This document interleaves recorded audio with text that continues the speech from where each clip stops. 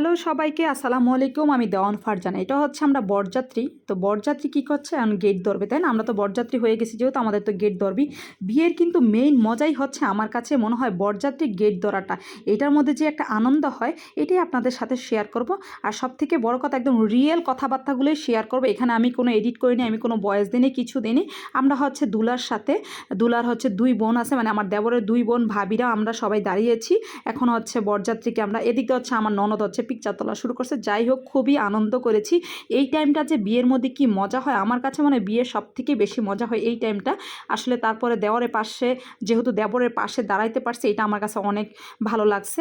তা আপনারা সবাই ভিডিওটা দেখবেন, আমরা যে কি পরিমাণ মজা করেছি, কি পরিমাণ এনজয় করেছি। একমাত্র গেট ধরতে গেলেই বোঝা যায় যে বরযাত্রী কি পরিমাণ ক্ষমতা। আমরা ক্ষমতাটা দেখাইছি কখন জানেন? যখন আমরা এখন বরযাত্রী হয়ে দাঁড়াইলাম। এটাই কিন্তু অন্যরকম মজা। এখন আপনাদের একদম জেনুয়েল ভয়েসটা শোনাবো।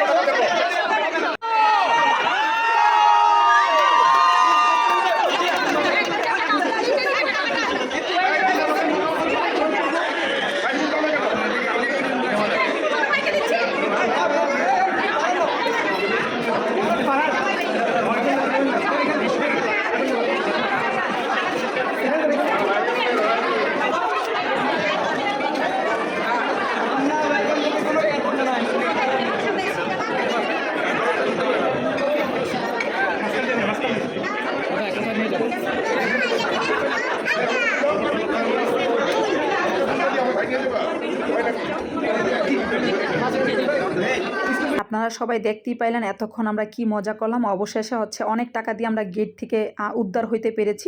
এখন হচ্ছে নিলয় তারও মানে স্টেজে যাবে, মানে আমাদের জামাই মানে তার ওয়াইফের কাছে যাবে। ওখানে বধূ অপেক্ষা করতেছে। আমাদের ছেলের দাম কিন্তু 1 কোটি টাকা ছিল, আপনারা শুনছেন, আর ওনাদের মেয়ের দাম কিন্তু মাত্র 5 লাখ টাকা ছিল। এটা কোনো কথা হইলো? এখানে হচ্ছে আমরা ভাবিরা আর বোনরা সবাই দাঁড়িয়েছি নিলয়কে স্টেজে নিয়ে উঠে দিয়ে আসবো। এই কারণে কিন্তু জামাই আসলে কোনোভাবেই ভাবিদেরকে বোনদেরকে পাত্তা দিতে চাচ্ছিল না। কারণ কি, ওনার একটাই এখন টেন্ডেন্সি, কখন হচ্ছে ও তার বোর কাছে মানে তাসনিমের কাছে বসবে। দেখেন বলতেছে, নিলয় একটু আস্তে আস্তে হাঁটো। কিসের ভাবি আর আর হচ্ছে বোনরা যে পাশে আছে আমাদেরকে কোনো পাত্তাই দিতেছে না, কখন সেই স্টেজে যাবে সেই টেনশনে আছে। পাশে যে দুজনকে দেখতেছেন, দুইজনে হচ্ছে তার বোন, দুই বোনের একমাত্র ভাই। তো যাই হোক, ভিডিওটা কেমন লাগছে অবশ্যই কমেন্ট দিয়ে জানাবেন। পরবর্তীতে আরও অনেকগুলো ভিডিও আপনাদের সাথে শেয়ার করব।